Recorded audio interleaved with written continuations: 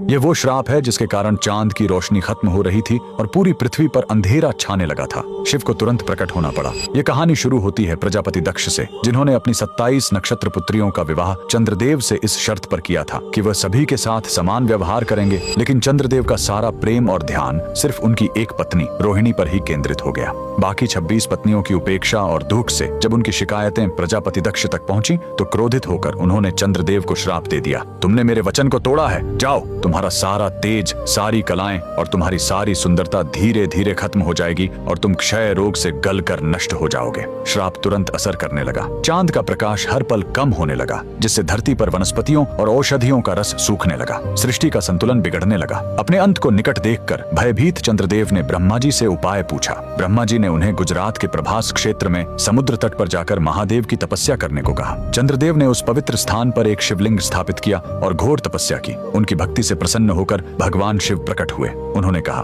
मैं दक्ष के श्राप को पूरी तरह खत्म तो नहीं कर सकता, लेकिन उसका प्रभाव कम कर सकता हूँ। शिव ने वरदान दिया, तुम कृष्ण पक्ष में 15 दिन क्षीण होगे, लेकिन शुक्ल पक्ष में 15 दिन फिर से पूर्ण हो जाओगे। उन्होंने चंद्र को अपने मस्तक पर धारण कर लिया और चंद्रशेखर कहलाए। और जिस ज्योतिर्लिंग की चंद्र ने पूजा की थी वो सोमनाथ, सोम यानी चंद्र के नाथ के नाम से प्रसिद्ध हुआ। और यही सोमनाथ मंदिर भारत का पहला ज्योतिर्लिंग आज भी गुजरात के वेरावल में उसी समुद्र तट पर शान से खड़ा है, जहाँ चंद्रदेव ने श्राप से मुक्ति पाई थी। लेकिन रुकिए, इस मंदिर का एक और रहस्य है। यहाँ मौजूद बाण स्तंभ यह बताता है कि यहाँ से लेकर दक्षिणी ध्रुव तक समुद्र के रास्ते में कोई जमीन नहीं है। भगवान शिव के भक्त कमेंट में हर हर महादेव जरूर लिखें।